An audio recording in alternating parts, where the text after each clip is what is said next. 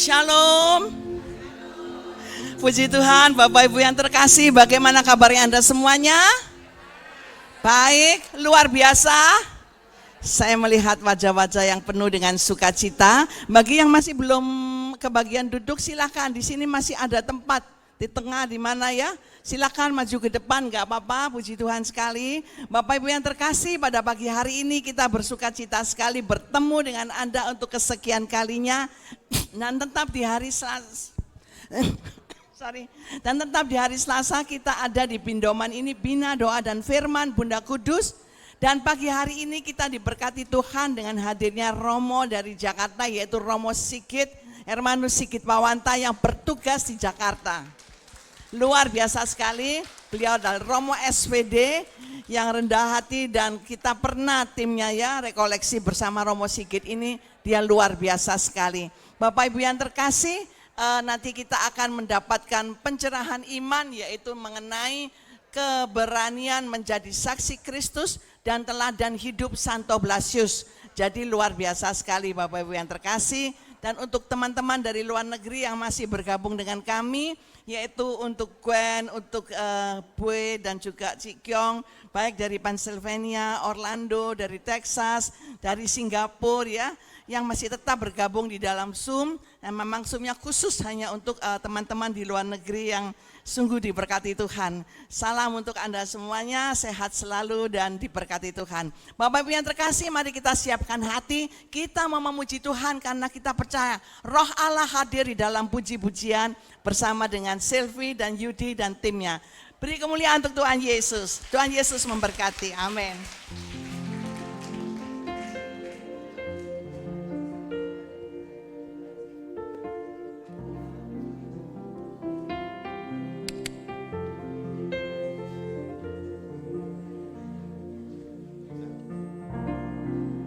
Shalom. Saya belum dengar kompaknya. Shalom. Wah, luar biasa. Hari ini saya melihat wajah-wajah yang penuh sukacita. Tapi saya juga melihat ada beberapa wajah yang kurang senyum. Apakah masih ada beban di dalam hati? Tolong kalau ada beban dilepaskan ya bebannya ya. Kita letakkan beban kita di hadapan Tuhan. Kita mau bersama-sama memuji dan memuliakan Tuhan. Amin. Oke, baik. Kita mau datang kepada Tuhan dengan hati yang penuh sukacita, wajah yang penuh senyum dan gembira. Amin. Berikan senyum kepada kanan kirimu. Berikan senyum pada kanan kirimu. Berikan senyum pada kanan kirimu. Nyatakan bersama. Mari kita bersukacita bersama-sama dengan Tuhan. Mari kita bangkit berdiri. Datang ke hadirat Tuhan dengan hati yang penuh sukacita. Datang ke hadirat Tuhan dengan senyum dan muka yang gembira. Tanggalkan beban dan kesedihan yang ada di dalam hatimu.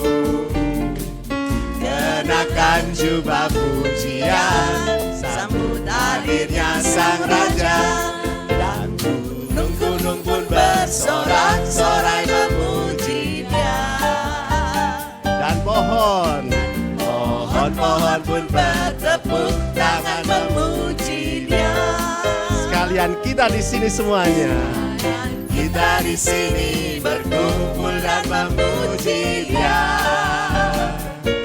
Yesus Tuhan Raja, Dialah yang bertata di atas pujian.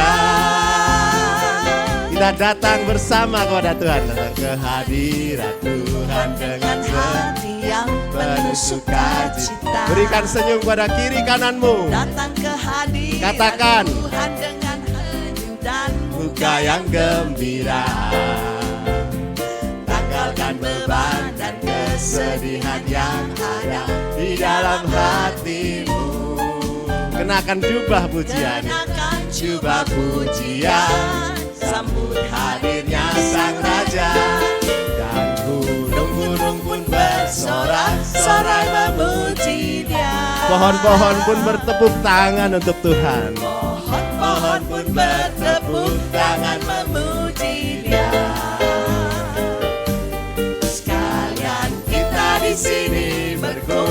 dan memuji Dia.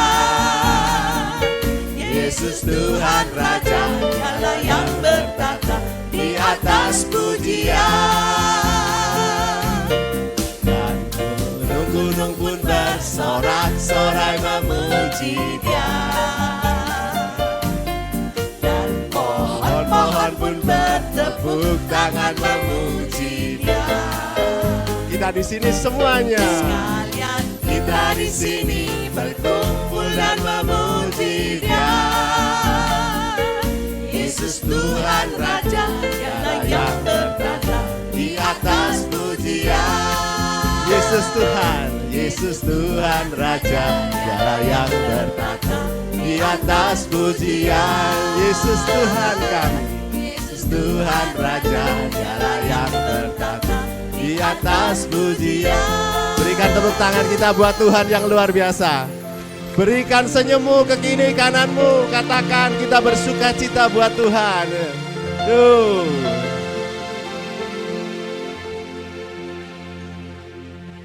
Silakan duduk.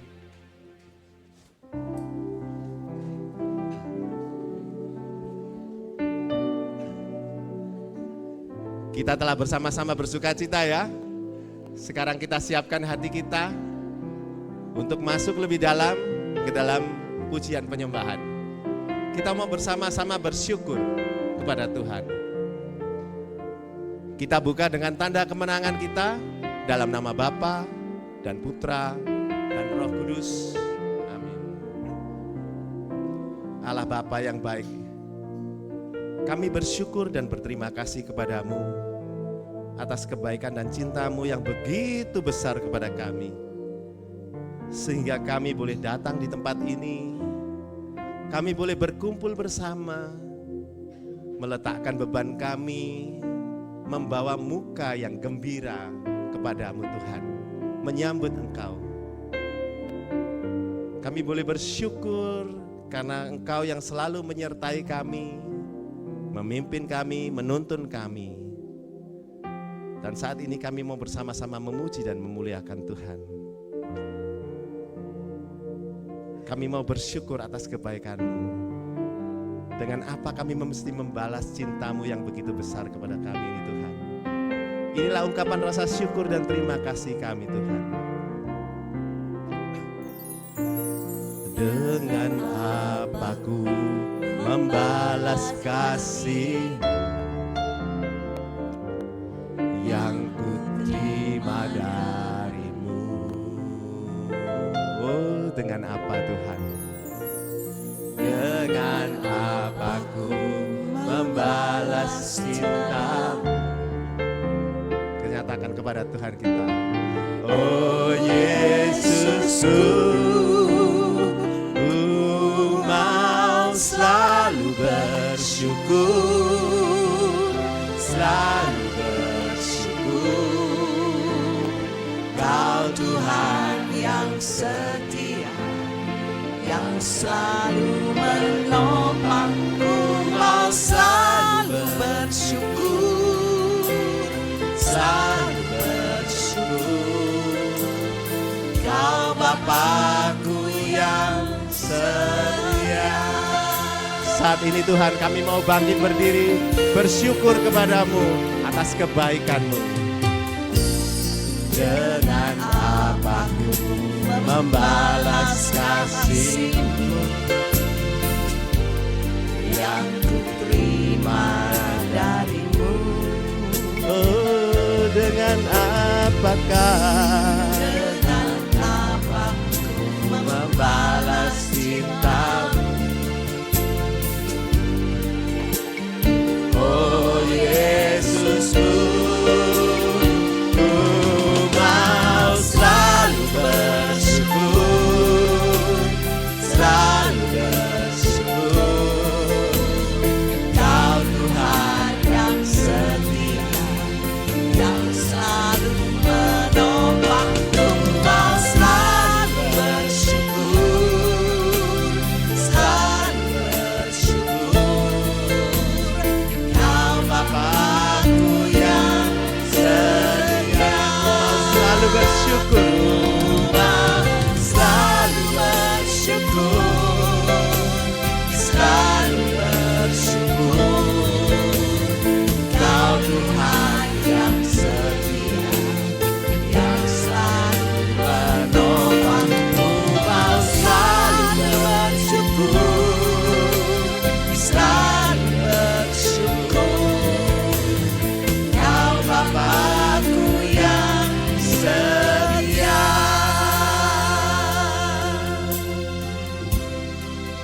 kami bersyukur. Hati kami penuh syukur Tuhan. Bibir kami penuh dengan pujian bagimu. Kau sangat baik, kau sungguh baik. Kami bersyukur, ku mau selalu bersyukur, selalu bersyukur. Kau Tuhan yang setia, yang selalu menopang. Ku mau selalu bersyukur, selalu bersyukur. Kau Bapa-Ku yang setia. Maka dengarkan suara anak-Mu Tuhan. Mau selalu bersyukur, selalu bersyukur. Kau Tuhan yang setia, yang selalu menopang. Ku mau selalu bersyukur, selalu bersyukur. Kau Bapa-Ku yang setia.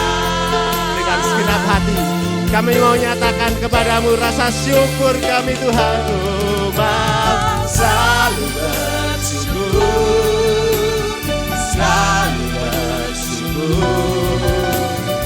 Kau Tuhan yang setia, yang selalu menopang. Ku mau selalu bersyukur, selalu bersyukur. Kau Bapa-Ku yang setia, Kau Bapa-Ku, Kau Bapa-Ku yang setia, Kau Bapa-Ku, Kau Bapa-Ku yang setia. Dengan segenap hati kami nyatakan syukur kami kepadamu Tuhan. Terima kasih Tuhan. Kami bersyukur buat kebaikan-Mu, buat cinta-Mu, atas semua kasih-Mu Tuhan. buat kasih-Mu. Tak pernah Kau tinggalkan kami, Kau sertai kami Tuhan. Saat kami jatuh, Kau angkat kami. Terima kasih Tuhan. Terima kasih Tuhan. Ini syukur kami hanya bagimu, hanya untuk-Mu selamanya. Terima kasih Tuhan. Kami bersyukur. Sungguh Tuhan, hati kami penuh dengan rasa syukur. Mulut bibir kami limpah dengan rasa syukur-Mu pula. Dengan pujian yang kami berikan kepadamu. Karena kebaikan-Mu, karena kebesaran-Mu Tuhan. Biarlah mulut bibir dan lidah kami tidak berhenti memuliakan Engkau Tuhan. Oh sungguh besar Engkau Tuhan. Besar Allahku, nyanyikan besar Allahku, selamanya besar dan ajaib Tuhanku. Sungguh besar Engkau Tuhan kami. Besar Allahku,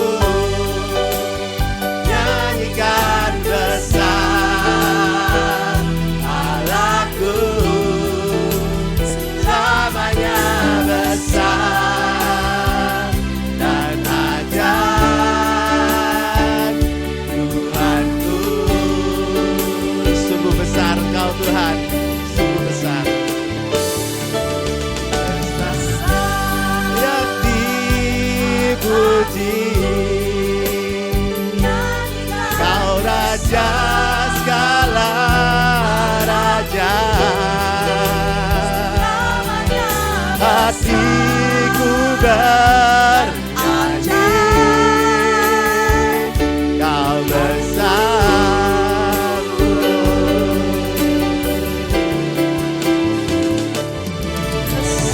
layak disembah, Kau Raja segala raja. Hatiku bersuka, Kau besar. Maka dengan segenap hati kita mau nyatakan kepada Tuhan kita, ini suara kami Tuhan. Besar Allahku, nyanyikan besar Allahku, selamanya besar dan ajaib, selamanya besar, selamanya besar dan ajaib, Tuhanku, selamanya besar, selamanya besar dan ajaib.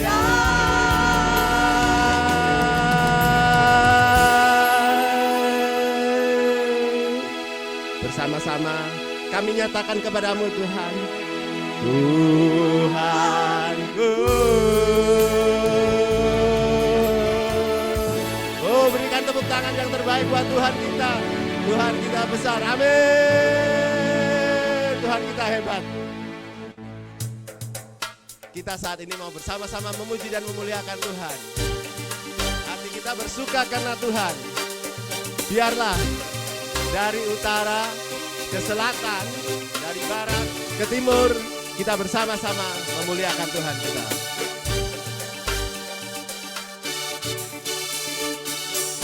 Dari utara ke selatan, terdengar pujian bagi Allah. Dari barat sampai ke timur, nama Yesus disanjung tinggi.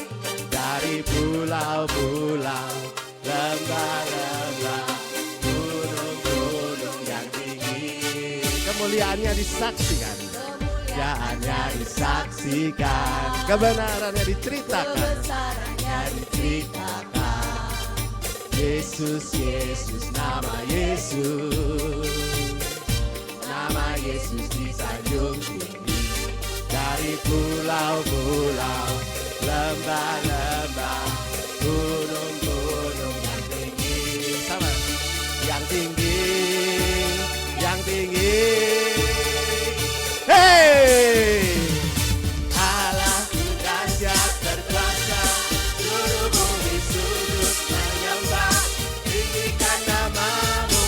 Allahku dahsyat berkuasa, seluruh bumi sujud menyembah, tinggikan namamu.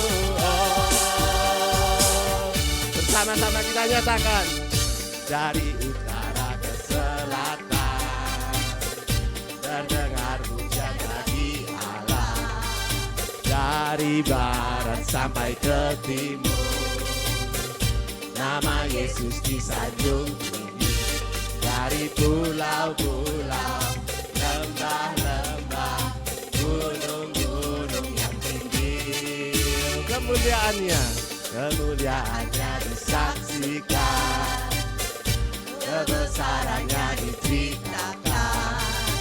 Yesus, Yesus, nama Yesus, nama Yesus disanjung tinggi.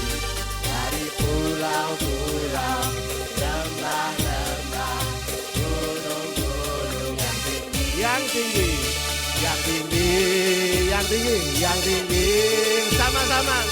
Hey, Allahku dahsyat berkuasa, seluruh bumi sujud menyembah, tinggikan namamu. Allahku dahsyat berkuasa, seluruh bumi sujud menyembah, tinggikan namamu. Allahku dahsyat berkuasa, seluruh bumi sujud menyembah. Tinggikan namamu Allahku dahsyat berkuasa, seluruh bumi sujud menyembah.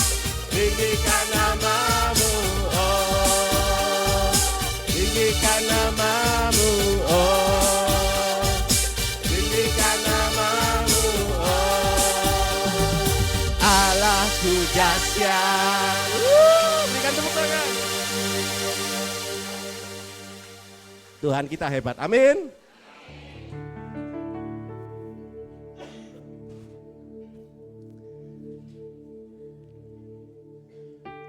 Allah Bapa yang baik, hati kami sungguh gembira dan penuh rasa syukur. Kami boleh memuji dan memuliakan Engkau. Tiada kesempatan lain yang begitu menggembirakan dan membahagiakan dan penuh sukacita selain di saat kami memuji dan memuliakan Engkau. Terima kasih Tuhan atas kesempatan yang Kau berikan kepada kami ini. Saat ini Tuhan, kami mau masuk lebih dalam lagi. Ini hati kami Tuhan.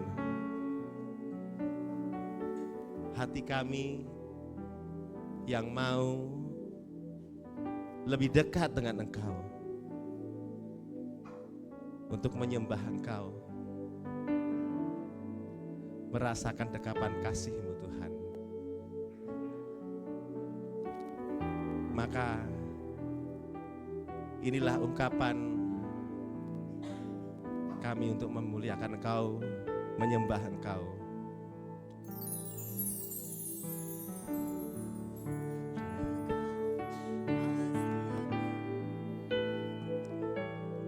Ku rasa dekat kasih-Mu Tuhan, menjamah membelaiku.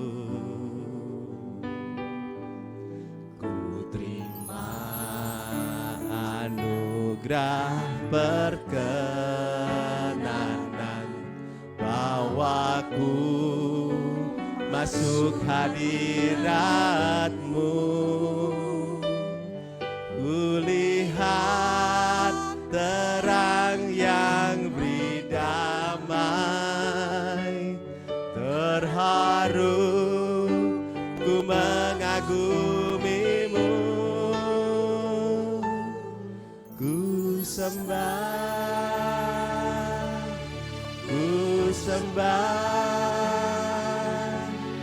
hanya Kau Yesus yang ku sembah.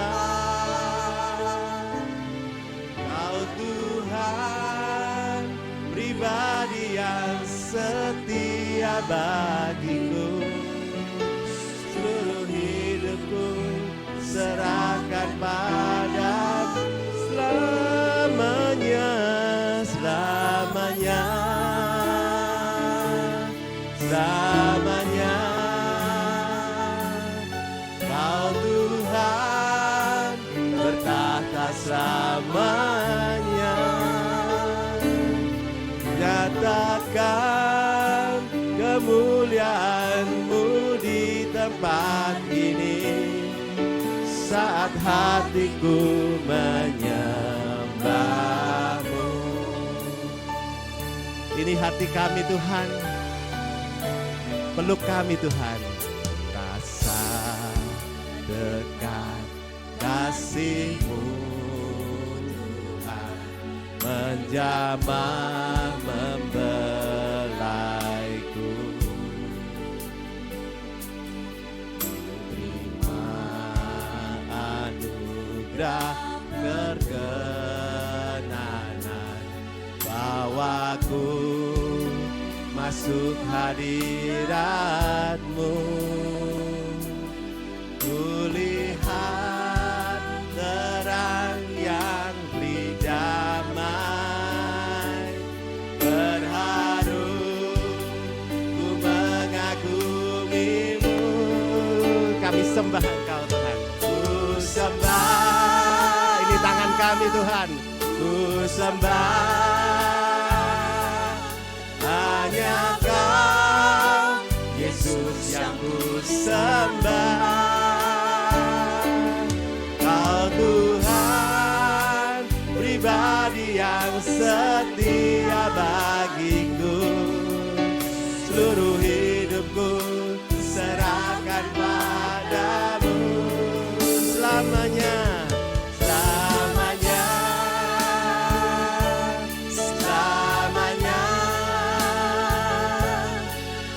Tuhan berkuasa selamanya. Nyatakan kemuliaan-Mu di tempat ini saat hatiku menyembah-Mu. Ku sembah. Bapa, dengarkan suara anak-anak-Mu. Terimalah sembah anak-anak-Mu Tuhan. Ya Kau, Yesus yang ku sembah. Kau Tuhan pribadi yang setia bagiku. Seluruh hidupku serahkan padamu selamanya. Selamanya Kau Tuhan bertata selamanya. Nyatakan kemuliaan-Mu di tempat ini saat hatiku menyembah. Maka dengan segenap hati kami sembah Engkau Tuhan. Terimalah sembah kami. Ku sembah, ku sembah, hanya Kau, Yesus yang ku sembah. Kau Tuhan pribadi yang setia bagiku. Seluruh hidupku serahkan padamu selamanya, selamanya, selamanya. Kau Tuhan bertata selamanya. Nyatakan kemuliaan-Mu di tempat saat hatiku menyembah-Mu. Nyatakan kemuliaan-Mu di tempat ini saat hatiku menyembah-Mu. Nyatakan kemuliaan-Mu di tempat ini saat hatiku menyembah-Mu. Kami sembah Kau Tuhan.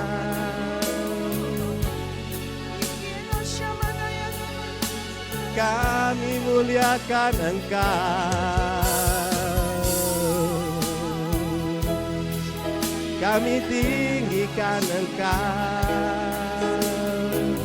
Kau Allah yang agung, Allah yang mulia. Terima sembah kami Tuhan, hanya bagi-Mu, hanya untuk-Mu selamanya.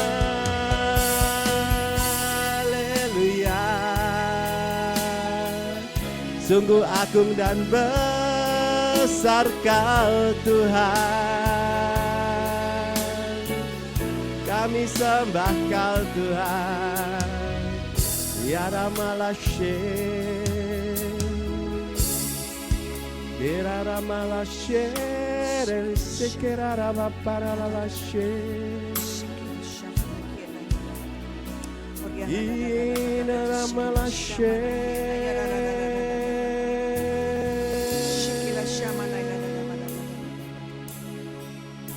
Irama Baparalashe.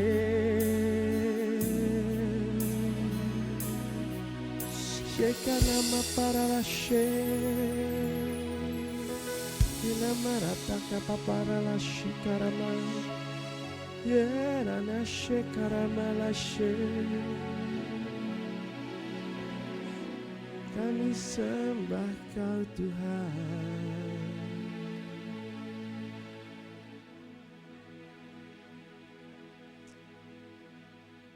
Terima kasih Tuhan. Shikaramalashi, Karamapalashi, Kikaramashi, Kinapapakashi, Karamashi, Kinapapashi, Karamashi,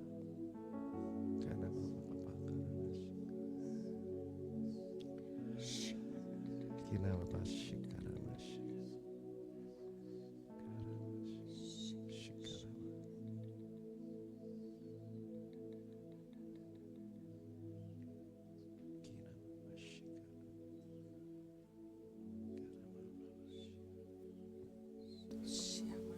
Bapa yang Maha Rahim, kami bersyukur Engkau mengundang kami, Engkau mengumpulkan kami di tempat ini. Terima kasih untuk kesempatan yang Kau berikan kepada kami untuk bersekutu, untuk membuka hati bagi firman-Mu pada hari ini. Terima kasih untuk kesempatan ini. Hadirlah di sini, bukalah mata hati dan telinga kami untuk mendengarkan firman-Mu. Jamahlah kami, pribadi lintas pribadi. Kuatkan saat kami lemah, sembuhkan kami yang sakit.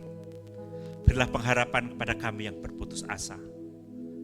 Berkati keluarga-keluarga kami, di mana saja mereka berada. Berkati komunitas kami. Berkati sekian banyak orang yang kami janjikan untuk kami doakan. Hadirlah di sini ya Allah. Biarlah Engkau ada bersama kami dengan Roh Kudus-Mu. Biarkan firman-Mu hari ini menjadi kekuatan bagi kami untuk melanjutkan panggilan hidup dan kesaksian kami. Biarkan nama-Mu kami muliakan dan sesama kami sukacitakan. Dengarkan doa kami, kabulkan permohonan kami demi Kristus Tuhan dan pengantara kami. Amin.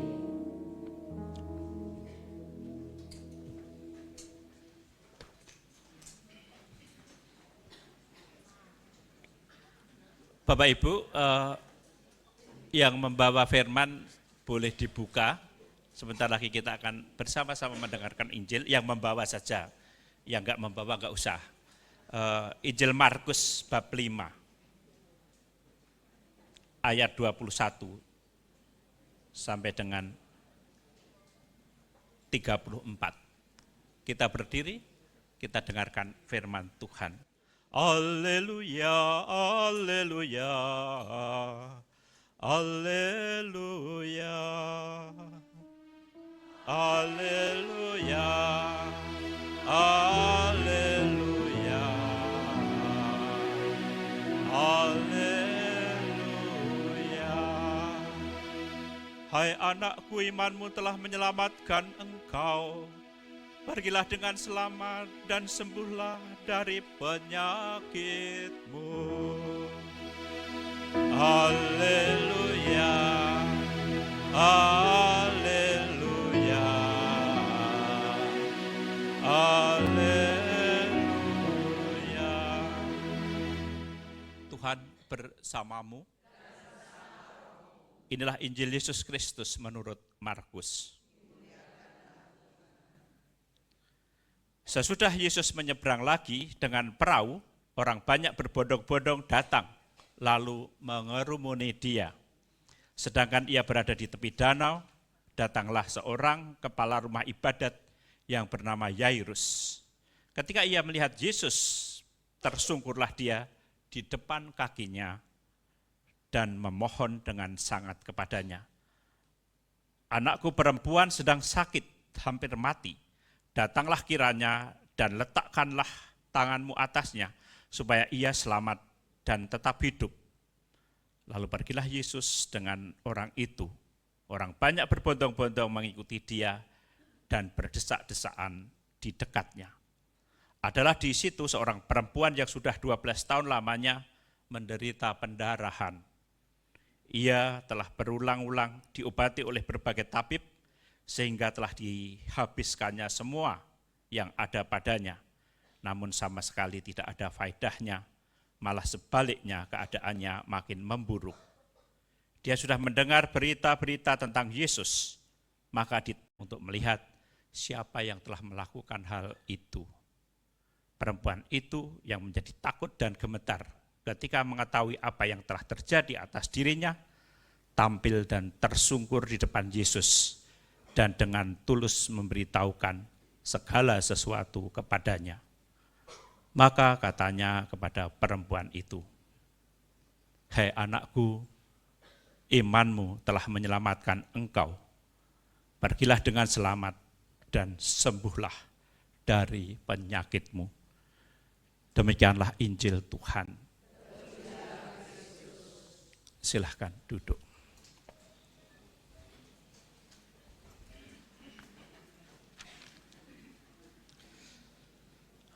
Bapak, Ibu, saudara-saudariku yang terkasih, ada 3 hal yang mau saya sampaikan di sini. Hari ini perayaan Santo Blasius, kita nanti akan mengakhiri perjumpaan kita dengan mohon berkat Santo Blasius. Kita akan merenungkan panggilan kita, meneladani Santo Blasius, bagaimana menjadi saksi setia, menjadi saksi. Dan yang terakhir yang menurut saya paling penting adalah apa yang kita hidupi, apa yang harus kita kembangkan dalam kehidupan kita. Itu beberapa hal yang mau saya sampaikan. Saya Romo Sigit Pawanta SPD, Bapak Ibu. Saya tahun ini akan 33 tahun menjadi imam. Dan saya imam yang kurang beruntung. Karena sejak saya ditabiskan sampai hari ini, saya belum pernah bekerja di gereja manapun. Sampai hari ini. Lalu kerjaan saya apa? Awalnya saya menjadi pastor mahasiswa di Surabaya ini, maka saya akan sharing sebentar lagi tentang perjuangan hidup saya, bagaimana mencoba setia pada iman, pada panggilan di Surabaya, dan ini menjadi titik yang sangat penting untuk hidup saya. Karena itu biar saya jauh-jauh dari Jakarta, ketika saya diundang bulan lalu untuk datang di sini, ya sudahlah, kebetulan saya ada rapat di sebelah lu sekalian. Saya 33 tahun menjadi imam, dulu menjadi pastor mahasiswa di Surabaya, di Jogja, kemudian menjadi dosen. Dan yang terakhir 15 tahun, mulai 15 tahun lalu, saya ini menjadi direktur Bapak Ibu. Jadi jelek-jelek ini, saya ini direktur. Direktur yang menangani satu perusahaan ekspor-import. Tapi yang diekspor-import itu misionaris, pastor. Ya. Jadi mengirim pastor. Dan saya sebagai direktur, tugas saya adalah fundraising, mencari dana untuk itu lewat entah ceramah apapun, untuk membiayai karya misi SPD Sejagat. Jadi saya sekarang menangani 535 misionaris, 535 yang menyebar di 70 negara. Jadi jelek-jelek begini, saya ini kualitas ekspor Bapak Ibu. Ya.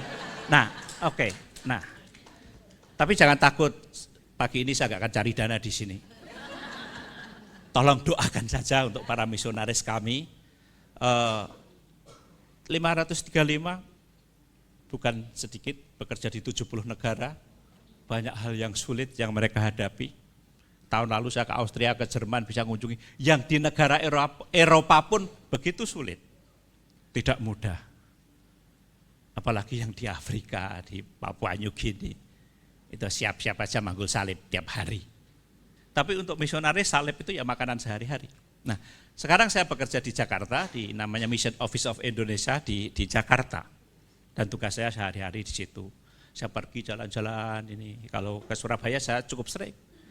Sebulan paling enggak sekali, 2 kali untuk rapat, untuk ini, untuk itu. Tapi baru kali ini saya ke sini setelah 30 tahunan artinya masuk gedung di area ini.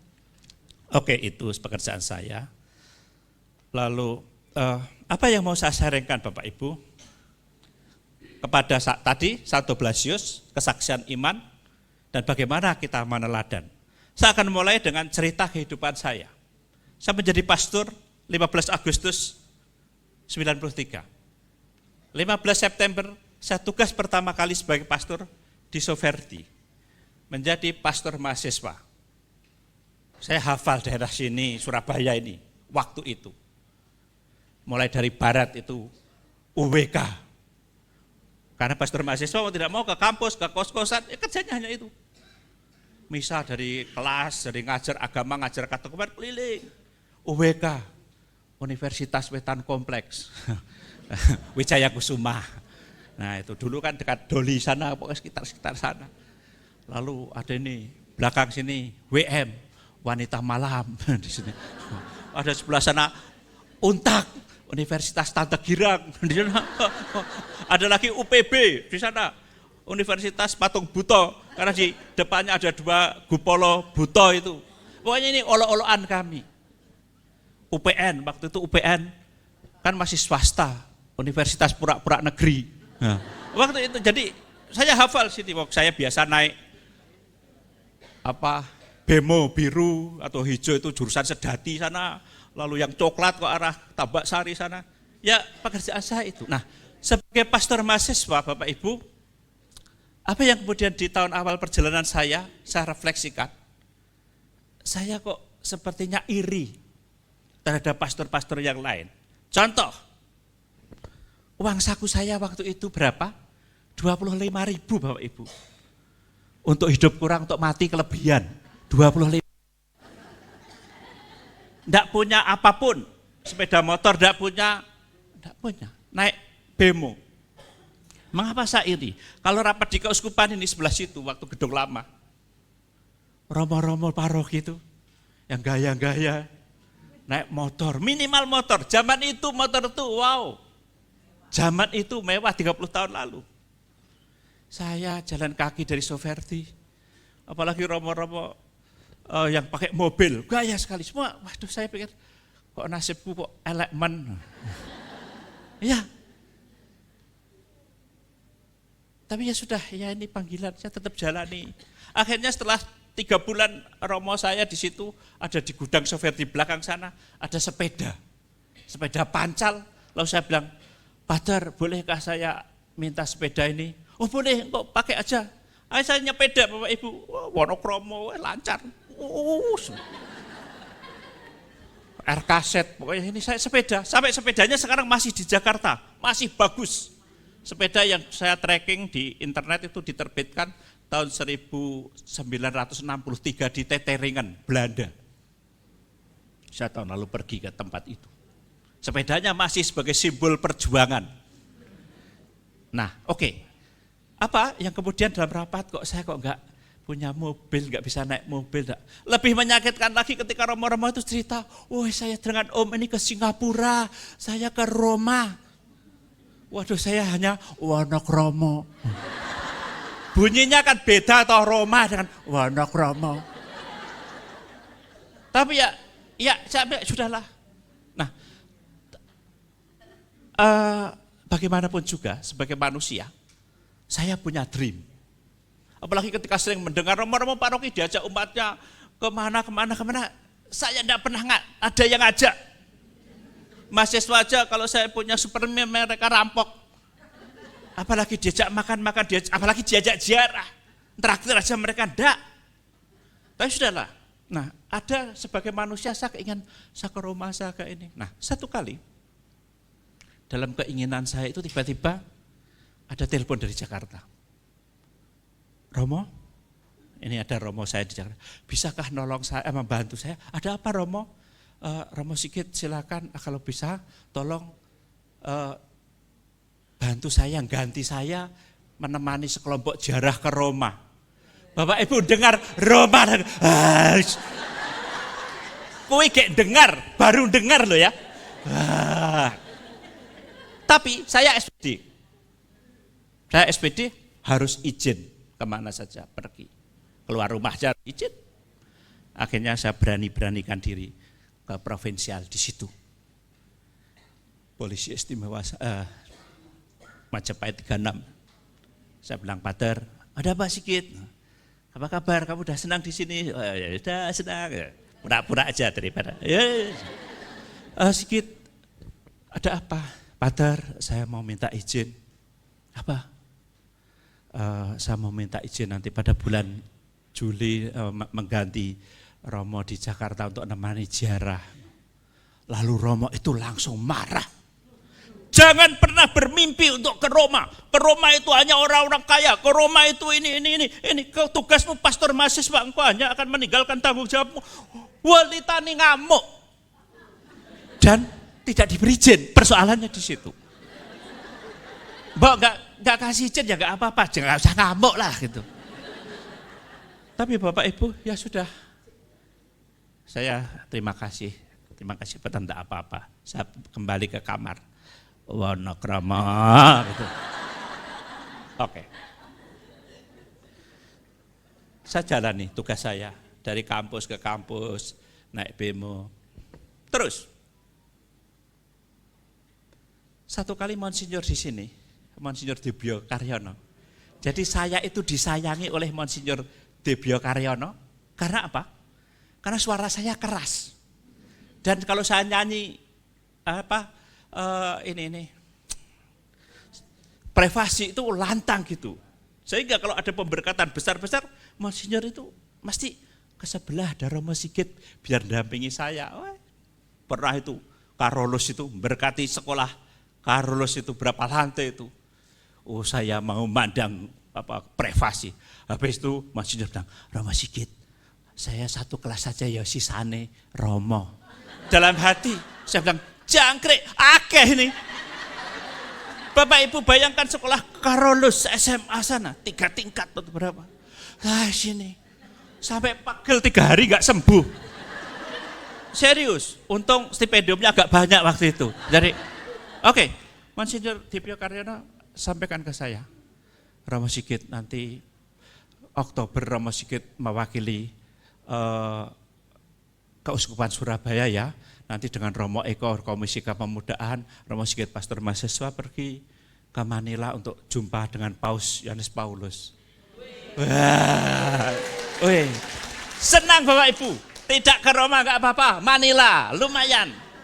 Lebih jauh dari Wonokromo toh? Nah, oke. Apa yang terjadi? Saya begitu yakin karena Monsinyur bilang begini, nanti tiket semua akan ditanggung keuskupan, lalu Romo tinggal kalau beli oleh-oleh aja ya. Jadi masih ada waktu untuk hemat-hemat sedikit uang saku bla bla bla bla. Sebulan sebelum acara saya sudah siap paspor semua. Saking yakinnya karena saya sudah tanya orang, 10 orang. Berdasarkan statistik 10 orang yang saya tanya semua menjawab pasti diizinkan. Oh, saya dengan gagah perkasa pergi ke Malang buat paspor. Paspor jadi sebulan sebelum berangkat saya pergi ke provinsial. Waktu saya ketok pintu, tak.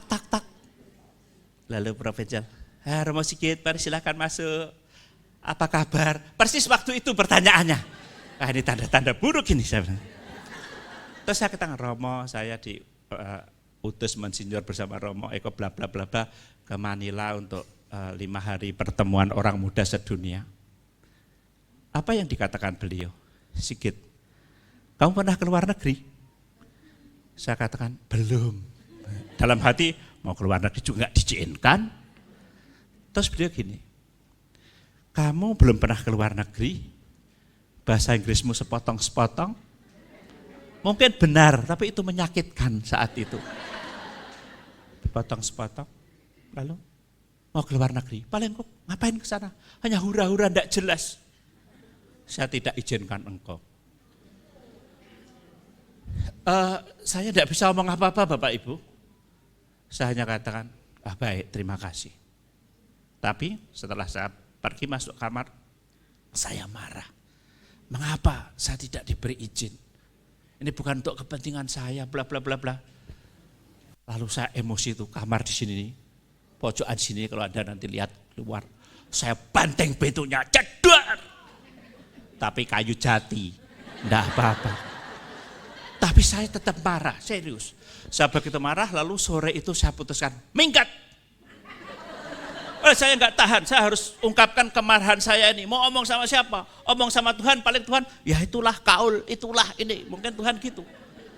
Tapi omong dengan siapa? Akhirnya saya minggat, saya pergi jalan kaki ke situ. Ada bis toh, di depan Santa Maria itu. Bis ke Bungurasih. Dari Bungurasih saya ke bandara. Uang yang sudah saya sisihkan beberapa hari untuk beli oleh-oleh. Akhirnya saya beli tiket pesawat saya ke Jakarta. Untuk apa? Ketemu teman untuk sharing.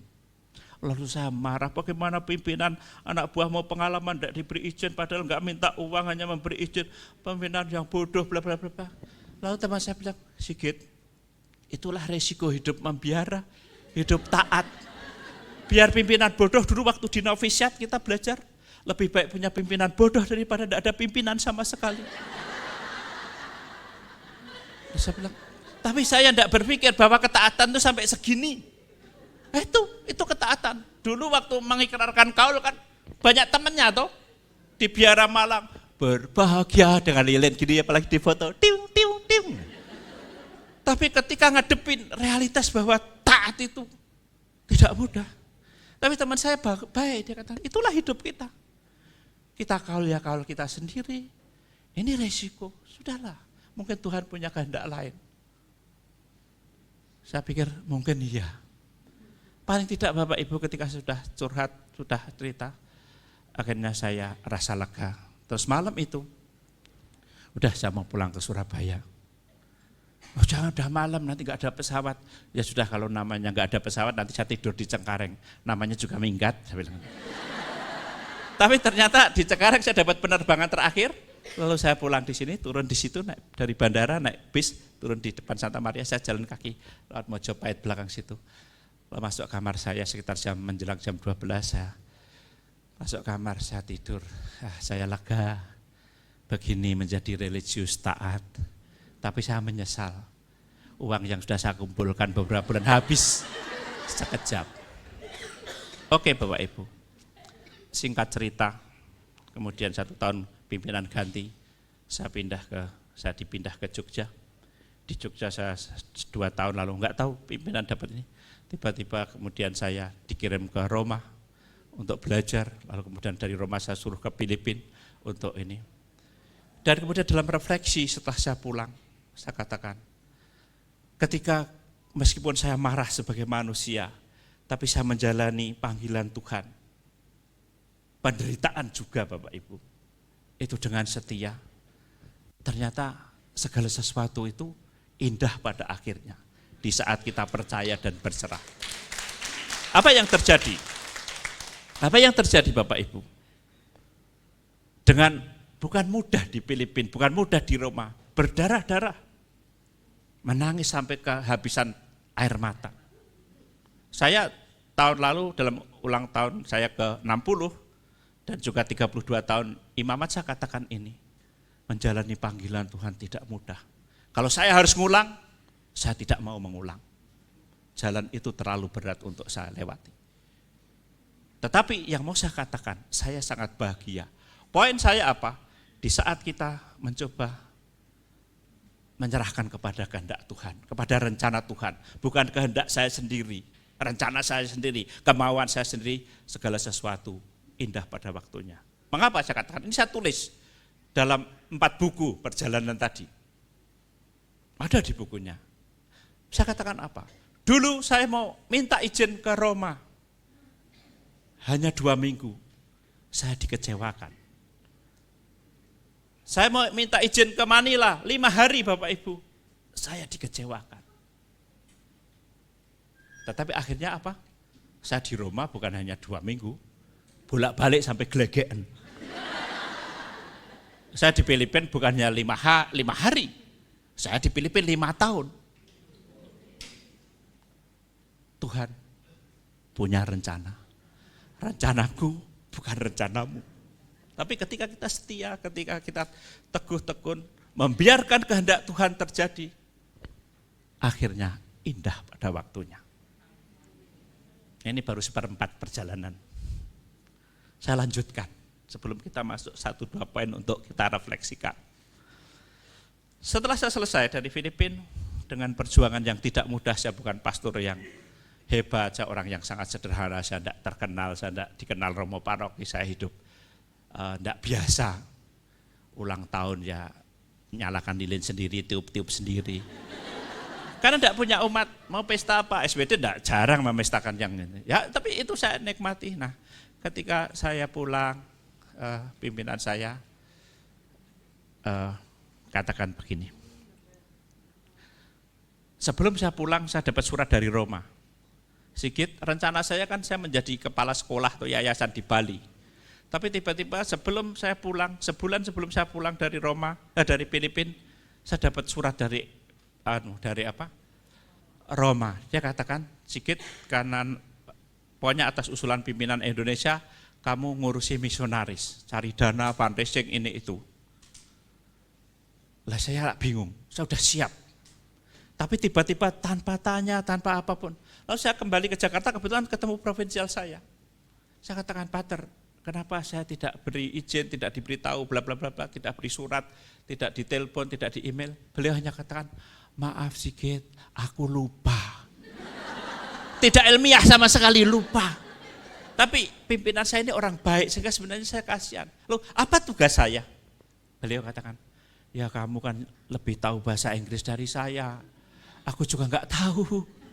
Kamu baca sendiri, jadi kami punya handbook for superior, itu tugas-tugas kami. Singkat cerita, ini mulai perjuangan yang ternyata lebih berat dari sebelumnya, Bapak Ibu. Bukan lebih ringan, tapi ternyata lebih berat. Akhirnya saya ditugaskan untuk mencari dana para misionaris bla-bla semua. Untuk mencari dana untuk kesejahteraan mereka, untuk misi di luar negeri. Masalahnya tugas itu pertama kali di tempat ini. Belum pernah ada yang ini. Lalu saya tinggal di mana, Pater? Pater, nanti Sigit engkau tinggal di Jogja. Karena di Jogja agak kacau waktu itu, sehingga kamu ada di sana biar lebih tenang, karena kamu bisa menjadi pemersatu atau penggembira lah. Sebagai sumbat botol singkatnya. Dan saya di Jogja itu enggak cocok sama sekali. Cari dana kok di Jogja, semua itu tugas tidak ada yang cocok. Belum lagi saya datang ke Jogja, pimpinannya di Jogja waktu itu bilang gini, Sigit, kamu kos aja di luar, di sini tempatnya penuh. Jangkrik Bapak Ibu, enggak cukup kalau jangkrik, kekecilan gajah harusnya, makinya. Nah, artinya penolakan, macam-macam ini, kemudian saya berpikir, saya bukan tipe orang yang mudah menyerah. Ketika dia bilang enggak ada tempat, akhirnya saya tanya manajernya bilang, orang Jerman waktu itu, oh Pater masih ada kamar itu yang sekarang jadi gudang itu, Pater bisa bersihkan nanti, bla bla. Oke, akhirnya saya bersihkan Bapak Ibu, saya cat, jadi sekolah tinggi-tinggi, mencret. Loh, biar jelek-jelek ini saya punya master 2, lah kok kerja ngecat. Saya bilang, aduh, seperti ini kah maunya Tuhan? Tuhan tuh mau apa lagi gitu. Kalau mungkin mau bercanda ini keterlaluan sebenarnya canda Tuhan itu. Tapi saya coba, saya ikutin. Sampai 3 bulan, jadi saya pulang September lagi, September, Oktober, November saya di Jogja. Enggak ada dana apapun. Saya tanya provinsial, bilang, enggak ada dana, justru kamu itu harus cari dana. Tapi saya sepeda motor juga enggak punya, bla bla bla, komputer juga enggak punya. Ya sudahlah kamu, ini nanti kami cari, saya kirimi komputer dari Surabaya. Oke, akhirnya Bapak Ibu saya berjuang. Hari demi hari menjalani. Tapi saya juga frustrasi. Dana di Jogja sulit sekali cari dana. Saya juga enggak terkenal, mau misa juga jarang. Paling misa arwah. Misa arwah itu khotbahnya berkobar-kobar ya, 10.000 stipendiumnya. Saya tuh bingung, akhirnya saya telepon teman saya. Ini gimana cari dana? Sudah saya bantu. Ini nanti kan tahun depan ada kanonisasi, pendiri kita akan diangkat jadi santo, kamu jual kaos. Pokoknya saya uruskan, nanti kamu jual kaos, kamu jual nanti yang pakai kerah 40.000, yang pakai kerah 50, yang tidak pakai 40. Oke, beres. Akhirnya 2 bulan kemudian teman saya di Jakarta itu ekonom telepon saya, Sigit, kamu ke Surabaya. Ini awal mula penderitaan, Bapak Ibu. Kamu ke Surabaya, sudah kirim ekspedisi ke sana, satu truk kaos itu 7.500 kaos dan kamu harus jual yang ini ekstra harga sekian-sekian. Tapi jangan lupa kamu utang SPD 230 juta. Saya belum pernah lihat uang sebanyak itu. Bayangkan uang saku waktu itu sebulan 80.000 punya utang 230 juta. Lah aku mati urip meneh stipendium gak cukup. Ini betul Bapak Ibu. Lalu apa? Akhirnya saya ke Surabaya di situ. Saya di Surabaya, Bapak Ibu kalau mau membuktikan apa yang saya omongkan, bahwa saya omong sungguh-sungguh, nanti pergilah ke situ. Ada di garasi di situ. Di garasi itu udah kaos dengan beberapa mobil Romo, kaos di situ. Berkoli-koli. Lalu saya mulai, gimana ini? 7.500 mau dijual kemana? Saya ikat. Satu hari saya ikati 15, 25, 2 hari, 3 hari, 4 hari. Panas gak ini? Itu saya mulai sengsara. Seminggu saya sudah mulai mengeluh. Sekolah jauh-jauh, master 2, sekolah sampai mencret, hanya ngikati kaos. Dan lebih menjengkelkan itu beberapa Romo, wis mulai kue sekolah ado-ado mengenalani kaos. Itu nggak cukup kalau mau jangkrik udah nil. Bapak Ibu, itu komentar itu sangat menyakitkan. Dan kemudian saya mulai, ngapain? Apa sih maunya Tuhan? Apa sih maunya pimpinan? Nggak ngomong-ngomong tiba-tiba SK, tiba-tiba harus ikut, harus ini. Tapi seperti ini. Lalu 2 minggu, setiap hari saya pagi sampai sore, pagi saya ngiket, baru ngiket itu. Terus mau dijual di mana? Mahasiswa-mahasiswa saya dulu udah hilang semua, mau di mana saya nggak ngerti, gelap. Lalu saya mulai marah. Kalau begini caranya, lebih baik saya keluar. Karena harga diri dipertaruhkan Bapak Ibu. Punya master 2 naleni kaos, itu anak SD juga bisa, nggak usah sekolah, nggak usah mencret.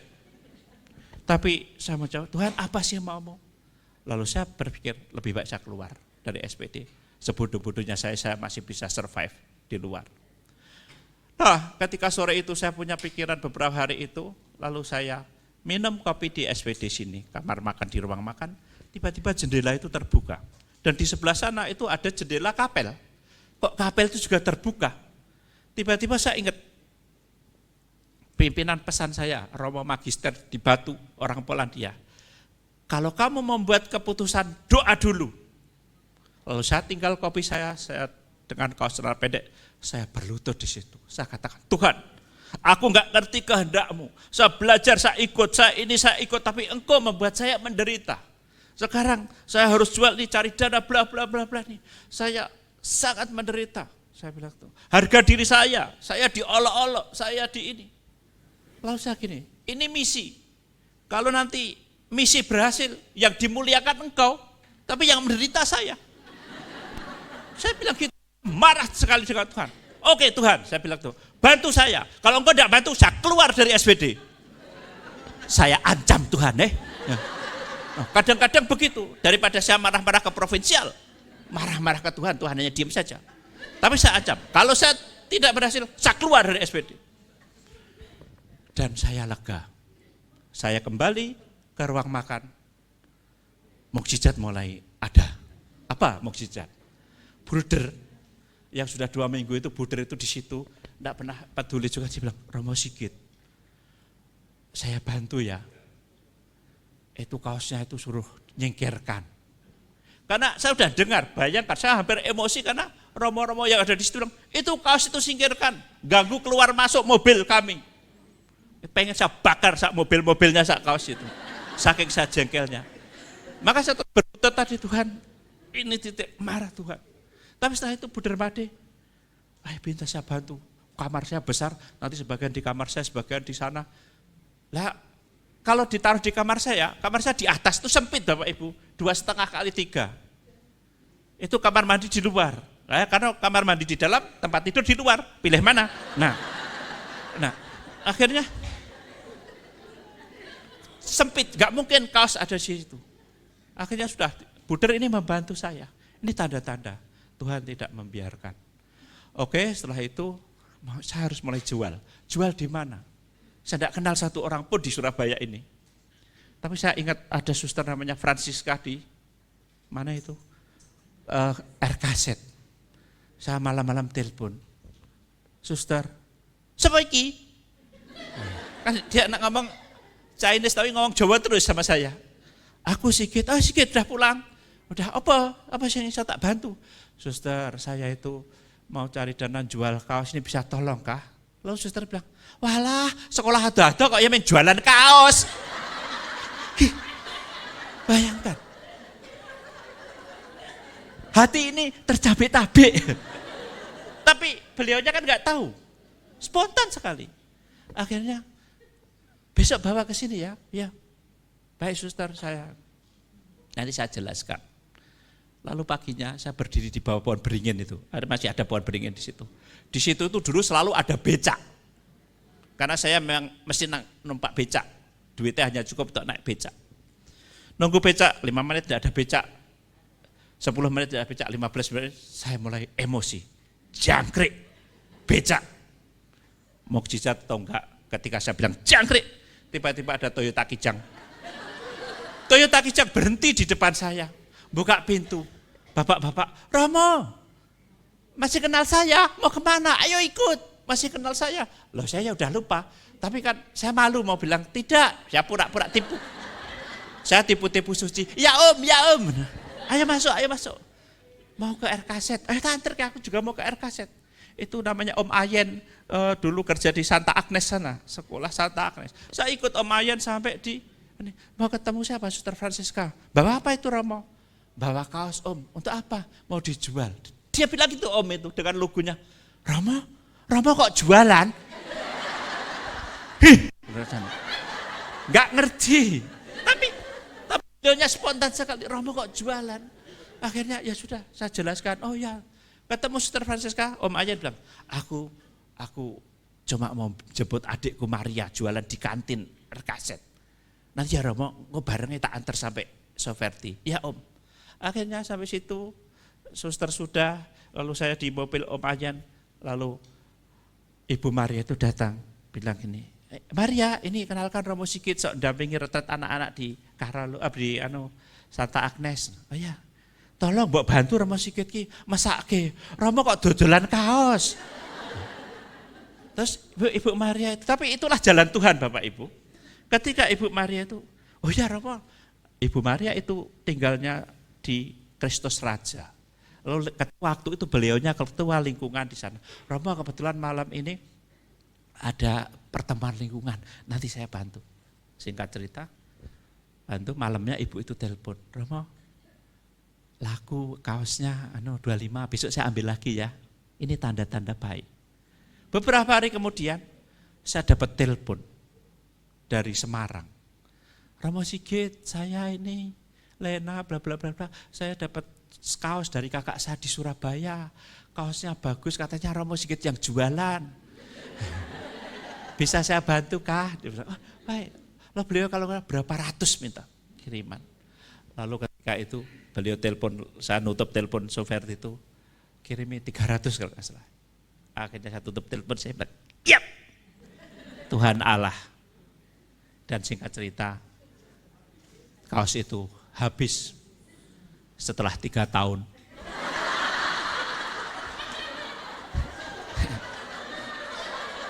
Itu pun yang 1000 saya bagi-bagikan karena gempa di Jogja waktu itu. Tapi Bapak Ibu, Anda jangan tertawa. Karena apa? Kaos itu utang saya lunas.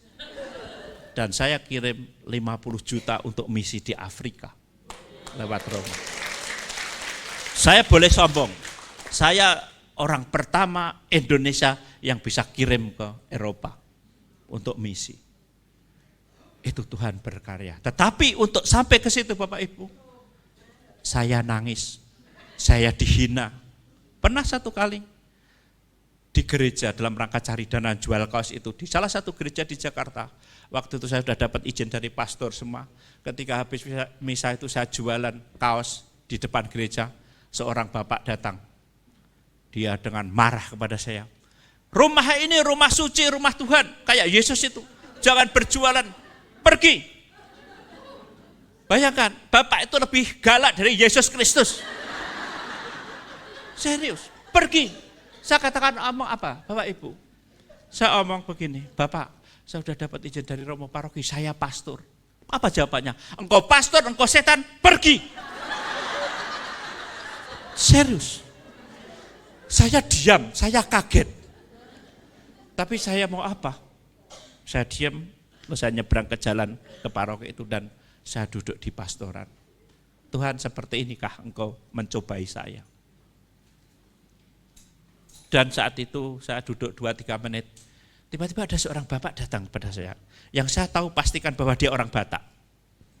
Pastor, bla bla bla bla. Saya mau beli 1 kaos pastor.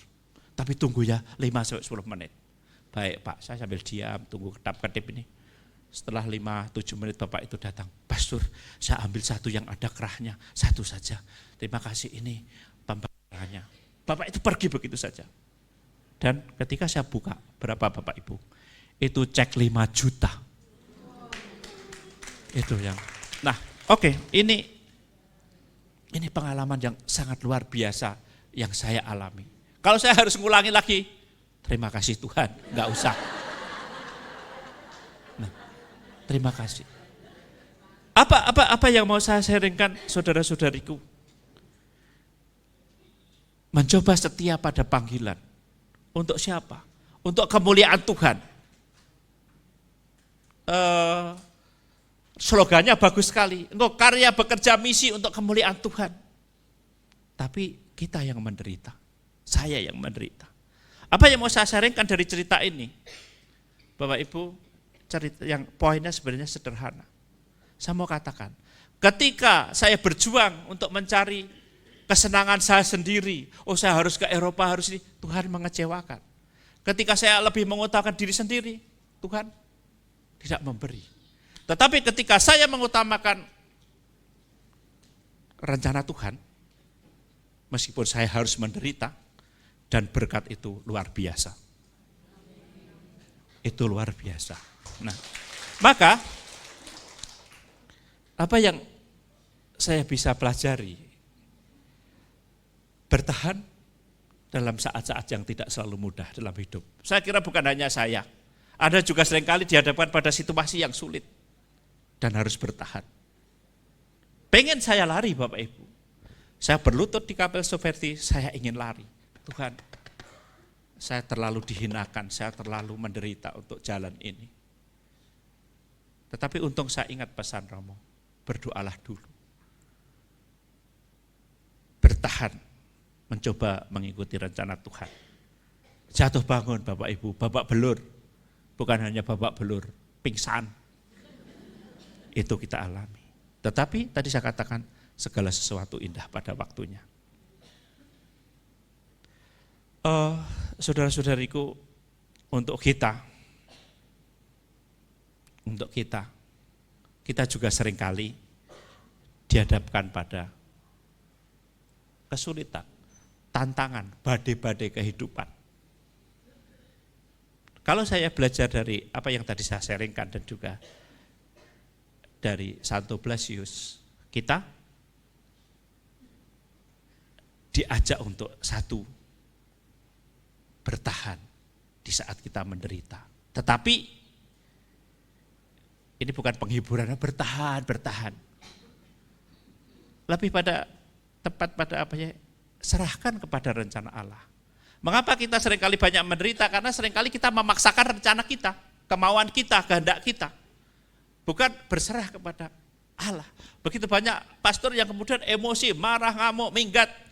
Akhirnya yang menderita. Karena mau memaksakan kehendak. Saya bukan orang suci Bapak Ibu, saya bukan orang terkenal, saya juga medsos juga nggak pakai. Saya salah satu pastor yang nggak pakai medsos, kecuali WA. Tapi segala sesuatu saya serahkan kepada rencana Tuhan. Dan seringkali menyakitkan. Tapi mencoba dalam situasi itu, tetap teguh bertahan dalam segala situasi. Nah, Santo Blasius yang kita rayakan hari ini punya kesetiaan ini. penderitaan, tetap setia pada imannya. Meskipun selalu ada pilihan. Kalau engkau menyangkal Tuhan, bebas. Kamu gak akan dibunuh, kamu akan disiksa. Tetapi beliau memilih disiksa, memilih akhirnya dipenggal. Nah, dari sini hari ini saya mengajak Anda sekalian, apa yang bisa kita hidupi untuk kita?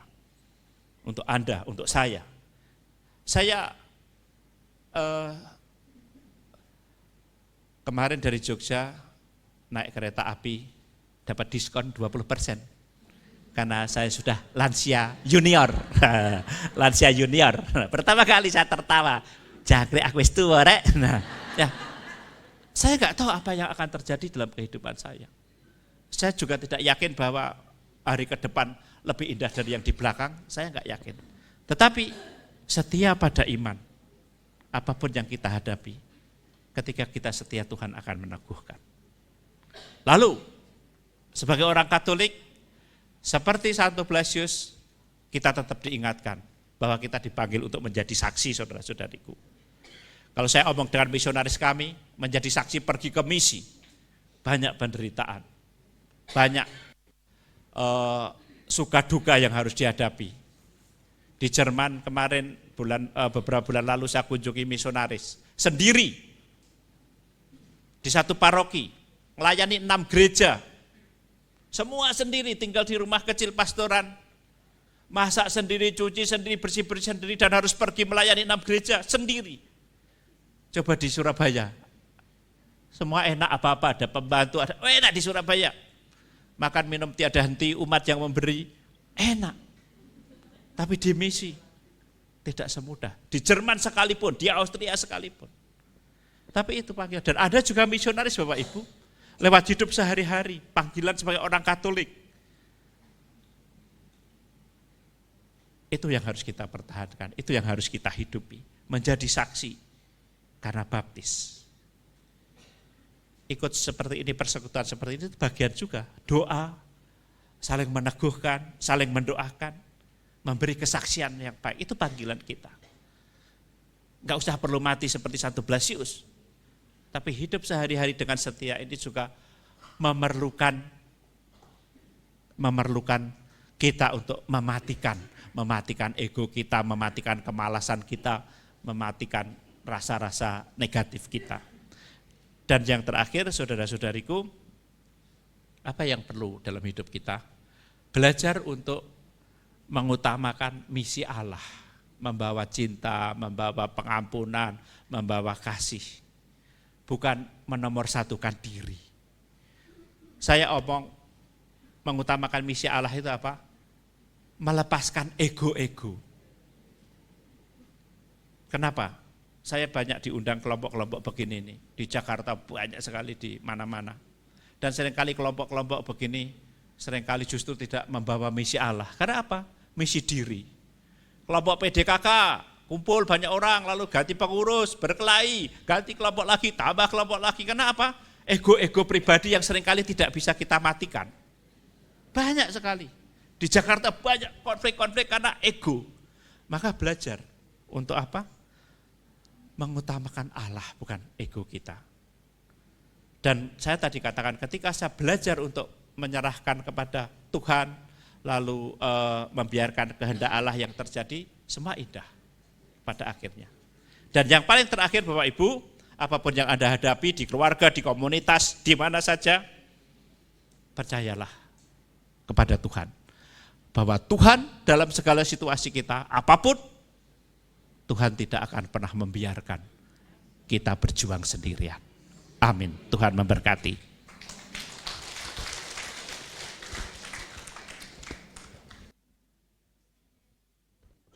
Shalom, selamat pagi semuanya.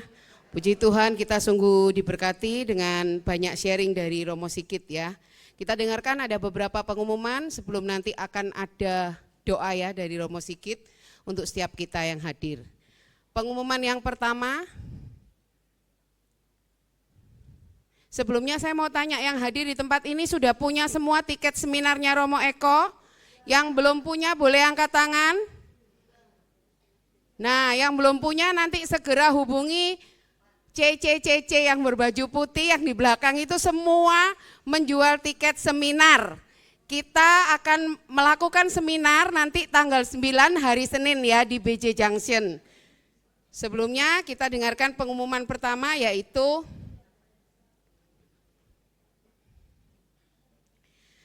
Selasa depan tanggal 10 Februari kita tetap ada PD reguler ya di tempat ini.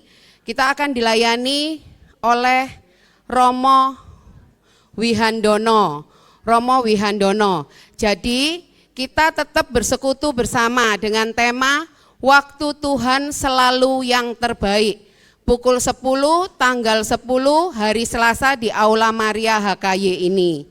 Pengumuman yang kedua yaitu kita akan bersama-sama seminar yang akan dilayani oleh Romo Eko Wahyu dengan tema Hendaklah Damai Sejahtera Kristus memerintah dalam hatimu. Bapak Ibu, seminar ini sangat istimewa karena biasanya kalau seminar itu tim kita yang menentukan tema. Tapi kali ini Romo Eko Wahyu sendiri yang menentukan tema ini bagi setiap kita. Jadi di sini kita melihat bahwa Romo Eko Wahyu mungkin mempunyai sebuah pesan yang ingin disampaikan untuk setiap kita di dalam menjalani tahun 2026. Bagaimana damai sejahtera Kristus itu bisa memerintah dalam hati setiap kita. Hari Senin tanggal 9 Februari, tempatnya diingat-ingat di Aula BJ Junction lantai 9. BJ Junction lantai 9, waktunya pukul 10, mungkin ada yang tanya sampai jam berapa gitu ya. Seminar ini akan berlangsung 2 sesi, jadi nanti sampai pukul 14.30. Kalau ada berbagai macam pertanyaan nanti juga akan ada Q&A bersama dengan Romo Eko Wahyu. Jadi pastikan Bapak Ibu yang hadir tempat ini sudah dapat tiketnya dengan memberikan kontribusi tiket seharga Rp100.000. Itu nanti sudah mendapatkan makan siang. Bapak Ibu semua yang hadir di tempat ini punya handphone ya? Ada yang punya Instagram? Nah, kalau ada yang punya Instagram, kita komunitas Bunda Kudus itu mempunyai berbagai sosial media yang bisa di-follow ataupun diakses oleh Bapak Ibu. Sehingga kita tidak ketinggalan akan informasi-informasi yang diupdate selalu oleh tim multimedia. Instagram kami semua sama ya. Instagram, TikTok, Facebook maupun WhatsApp channel. Jadi semua pakai nama Bunda Kudus. Kalau Bapak Ibu belum memfollow, boleh salah satu, boleh semuanya. Jadi nanti semua pengumuman siapa pembicara PD yang akan datang, seminar apa yang akan kita lakukan dan lain sebagainya, kegiatan Bunda Kudus, itu Bapak Ibu dapat ikuti di berbagai channel sosial media kita. Kalau nanti mungkin ya nggak tahu, didoakan aja. Kalau followernya sudah lebih banyak dan lain sebagainya, mungkin akan ada perkembangan live dan lain sebagainya, didoakan aja Bapak Ibu. Jadi yang belum punya boleh segera follow ya untuk sosmed kita. Selanjutnya saya serahkan kembali ke Ko Yudi. Kita siapkan hati kita supaya kita menjadi pribadi yang bersiap untuk menerima berkat dari Romo.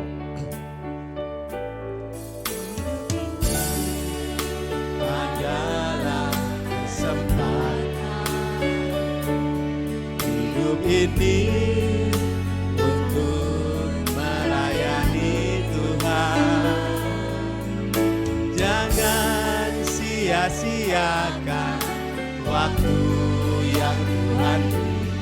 Hidup ini hanya sementara. Oh Tuhan, pakailah hidupku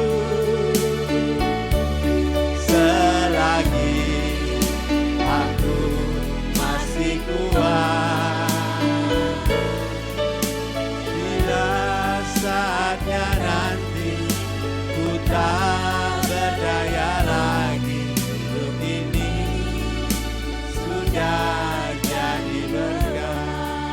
Kita nyanyikan sebagai doa. Hidup ini adalah kesempatan. Hidup ini untuk melayani Tuhan. Jangan sia-siakan waktu yang Tuhan beri. Hidup ini hanya sementara. Bersama kita berdoa kepada Tuhan. Oh Tuhan, pakailah hidupku selagi aku masih kuat. Bila saatnya nanti ku tak berdaya lagi, hidup ini sudah jadi berkah. Bila saatnya nanti, bila saatnya nanti ku tak berdaya lagi, hidup ini sudah jadi berkah. Hidup ini sudah jadi berkah. Hidup ini sudah jadi berkah. Saat ini akan diberkati Romo. Yang nanti panitia tolong diatur yang mesti maju dulu. Satu persatu ya. Bapak Ibu nanti majunya seperti menerima komuni. Terus nanti langsung kembali ke tempatnya masing-masing ya. Terima kasih. Marilah kita berdiri, kita berdoa. Bapak Ibu, dalam tradisi Katolik sudah berabad-abad dilaksanakan apa yang disebut pemberkatan Santo Blasius yang harinya kita rayakan pada hari ini. Santo Blasius selain dikenal sebagai orang yang kuat mempertahankan iman, berani mati, tapi dia juga ketika di penjara itu masih sudah membuat mukjizat.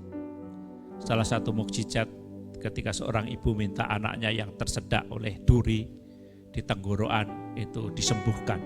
Dan kemudian ada banyak mukjizat yang lainnya juga. Nah, kita dalam gereja merayakan atau menggunakan peristiwa ini sebagai saat di mana kita meminta berkat Tuhan lewat pengantaraan Santo Blasius supaya dibebaskan dari sakit tenggorokan, tapi juga dari berbagai macam kemalangan dalam kehidupan kita, supaya rahmat Allah tercurah. Karena itu setelah ini saya akan berdoa untuk Anda sekalian, dan setelah doa saya tidak akan menyampaikan rumus itu satu persatu karena kita banyak orang, supaya tidak lama, tapi akan bersama-sama di bagian awal. Nanti setelah itu Anda sekalian maju seperti komuni. Saya tinggal tumpangi dengan 2 lilin ini. Marilah kita berdoa. Allah Bapa yang Maha Rahim, Engkau mengundang kami untuk bersekutu dalam persekutuan doa pada siang hari ini. Engkau juga mengizinkan kami boleh mengenang Santo Blasius yang menjadi pengantara kami, pendoa bagi kami. Pada kesempatan siang hari ini ya Bapa yang Maha Rahim, dengan perantaraan Santo Blasius kami mohon, bebaskanlah kami dari segala penyakit, secara khusus penyakit tenggorokan, dan juga segala kemalangan dalam diri kami. Kiranya berkat doa dan pengantaraan Santo Blasius, kami Kau bebaskan dari sakit tenggorokan, dari aneka macam penyakit, dan juga aneka macam kemalangan. Biarkan berkat-Mu turun atas kami, atas putra-putrimu ini dalam nama Bapa dan Putra dan Roh Kudus. Amin. Silahkan seperti komuni maju persatu, saya akan menempatkan lilin.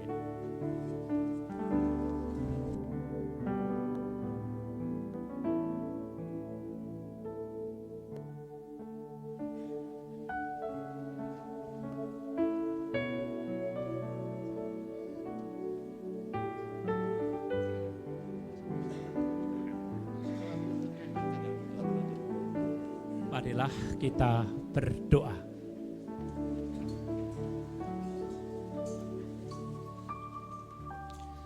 Terima kasih ya Allah Bapa yang Maha Rahim, karena persekutuan kami, karena berkat-Mu, karena firman-Mu, karena oleh Santo Blasius kami menerima berkat untuk kesehatan kami, untuk tenggorokan kami, dan untuk kemalangan kami. Biarkan berkat-Mu tetap menyertai kami, pribadi lintas pribadi, berkati keluarga-keluarga kami, berkati karya pelayanan kami. Tuhan, semoga kami semakin Kau mampukan untuk memuliakan nama-Mu dan juga membawa sukacita bagi sesama kami. Demi Kristus Tuhan dan pengantara kami.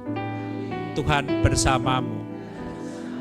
Karena penumpangan tangan imam dan berkat doa Santa Perawan Maria, kita yang hadir di sini, keluarga-keluarga komunitas kita, juga mereka yang kita doakan diberkati oleh Allah yang Maha Kuasa, Bapa dan Putra dan Roh Kudus. Amin. Kita nyanyikan lagu penutup kita mau bersama-sama katakan Allahku dahsyat. Allahku dahsyat berkuasa, seluruh bumi sujud menyembah, tinggikan nama-Mu. Allahku dahsyat berkuasa, seluruh bumi sujud menyembah, tinggikan nama-Mu. Allahku dahsyat berkuasa, seluruh bumi sujud menyembah, tinggikan nama-Mu. Allahku dahsyat berkuasa, seluruh bumi sujud menyembah, tinggikan nama-Mu. Oh, tinggikan nama-Mu. Oh, tinggikan nama-Mu. Oh, sama-sama nyatakan Allahku dahsyat. Sampai jumpa di kesempatan yang mendatang. Tuhan memberkati.